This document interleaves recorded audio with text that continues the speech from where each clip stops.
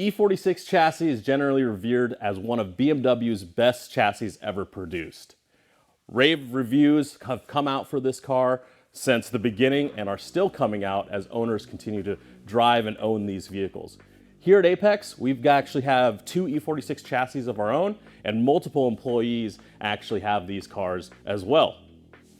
Well, I've actually dreamed about this car since high school. Ever since I was 14 years old, this has been a childhood dream car of mine, and I finally made it happen and purchased my own E46 M3. So, does it live up to all of those reviews? Let's find out in a drive, and let's take care of some issues on this car before we take it out.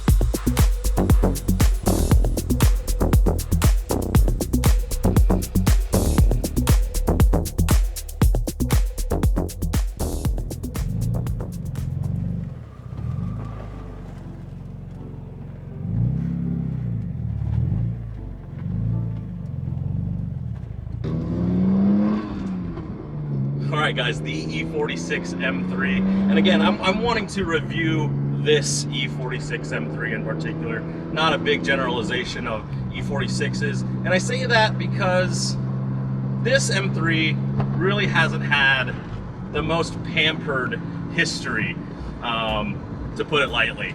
So some previous owners have had this car. It's been around Southern California for quite a while, and it's always been a track car. And one of the owners was actually one of the Hoonigan presenters, Vinny. And it's funny because I've gone through their channel and actually looked through some of their videos to find this car. About 4 or 5 years ago, I've seen this car on track with him. I've seen him do a bunch of burnouts in their burn yard with this car.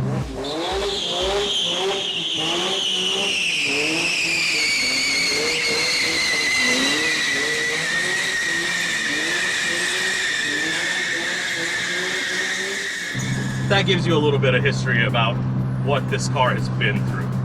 So I say that because there's a lot of things that I would like to change about this car, just because it just needs a little TLC, just little trim pieces here and there, some interior pieces that need to come back in. There's creaks and you know, rattles that I'd like to take care of, because I'm not quite sure that I want this E46 to be a full-on track car.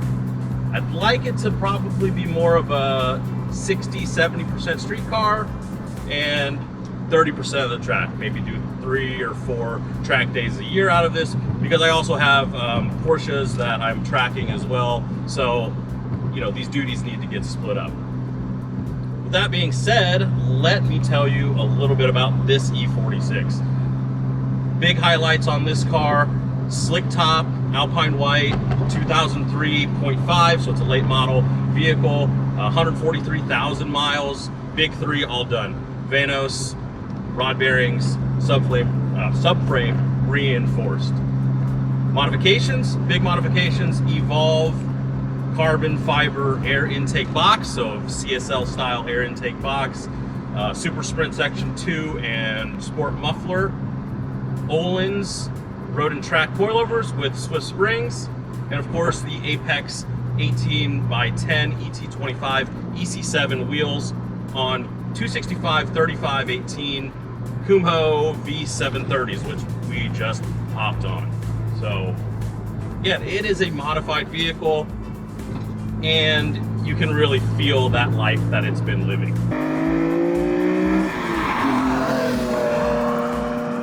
Let's talk about the things that I really do like about this car. Number one is going to be the S54 motor. I mean, this thing is a race bred motor with the individual throttle bodies, such a nice straight 6 engine with linear power delivery. And just listen to it.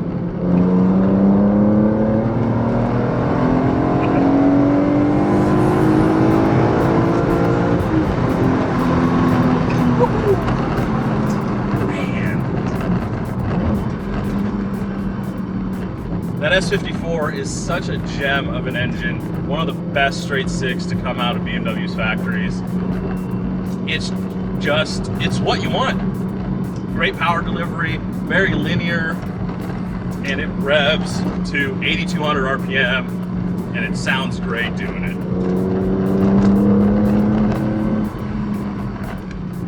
I mean, the motor really is a lot of the character of this car.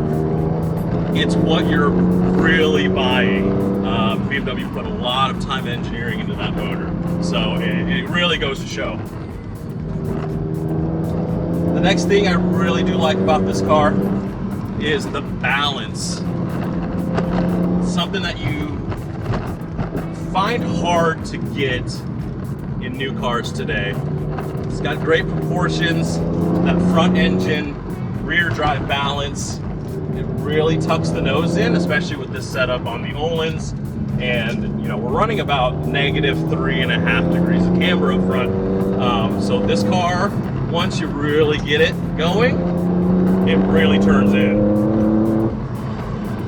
The steering is slightly dead on center, but once you really have everything loaded up on this car, you really can't complain about that feel.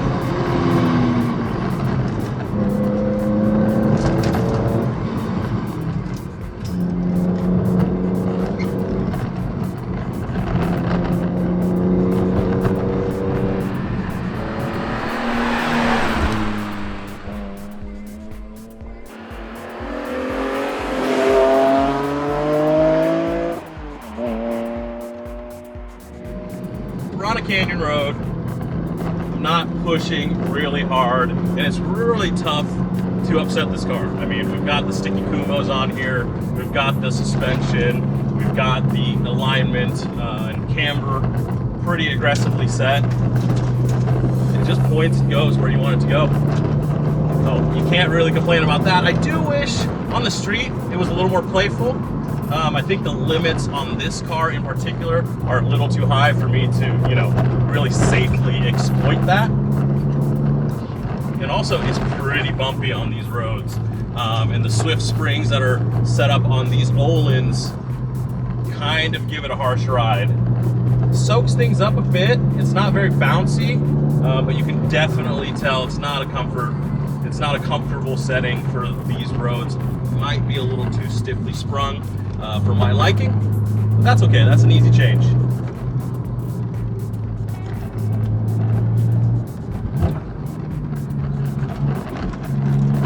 Man, so much turn in when you really want it. This car's also equipped with an OS Geiken rear differential. I believe it's a two-way, but I'm not certain on that. I can definitely feel it on XL out of the corners. The car wants to rotate for you. You can get on power quickly, and the car's got so much grip. Oh, man.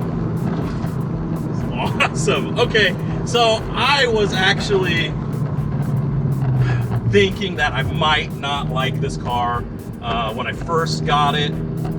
I was driving it, little things were going wrong with it. The front skid cover between the oil pan and the radiator was falling off. The tires were corded and heat cycled through. The shifter doesn't feel the best. But now driving it hard after taking care of a couple of these issues, I can really see why people are regarding this chassis as one of the best things to come out of BMW.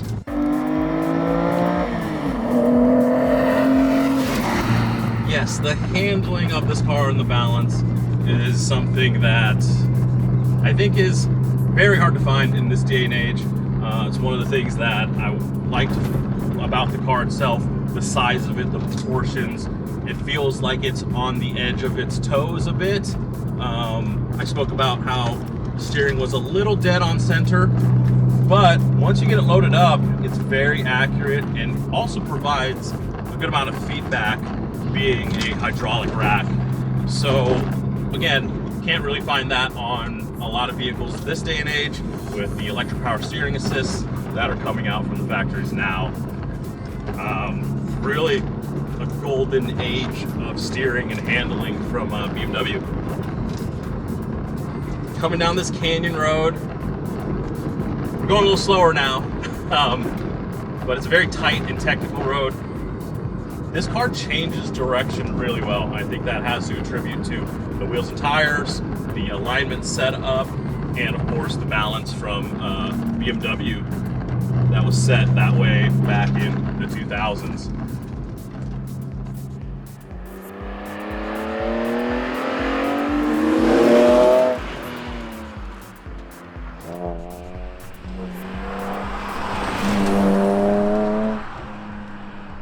Let's talk about the shifter a bit. I complained about that a little bit earlier. This car's gone through a lot of different iterations. I believe it's had a CAE shifter installed at one time in its life. There's still a cutout there for that CAE shifter. And right now, I believe it's a Rogue Engineering short shift kit. And I love and hate it. It's interesting. It still has a really positive feel. It doesn't feel vague, but it kind of is a bit of a workout to get into gear. And I don't like it. It feels positive going in, but it almost feels like it's broken, or I'm forcing it into somewhere that, you know, it doesn't want to be. So I think the shifter will end up getting changed at some point. Again, it's one of those things where it's a bit worn as well, so I'd like to really just freshen it up to make it look and feel a bit nicer. Because again, I feel like I'm not going to go full track car with this vehicle, even though driving it on the street a little bit harder here is going to make me probably want to make it more aggressive for the track. But we'll see. You guys will have to follow along, see some of the progress on this car, and hopefully you guys will enjoy that content that we bring out in the future.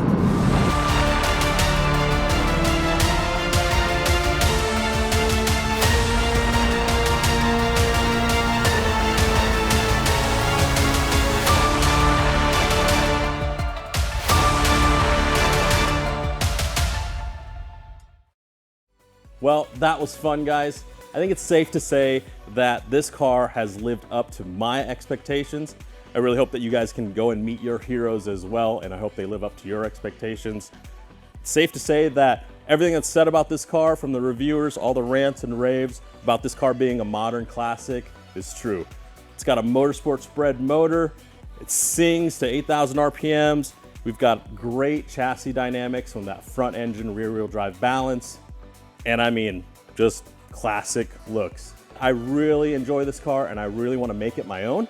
So we've got some upgrades planned. I really want to make this the best streetable, tracked vehicle that I can make. So I've got some plans on the interior, some CSL modifications that I'd like to do on the interior to make it feel really nice, more buttoned up, more put together. And then brakes and other chassis upgrades to make sure that we can still handle the track duties that I want to be doing with it. So if you guys want to watch that type of content, you want to see more on the channel, go ahead and like and comment and let us know what you want to see. And don't forget to subscribe, because I hope to bring more of this car to the channel and other content for you guys in the future. Until then, I'll see you guys later.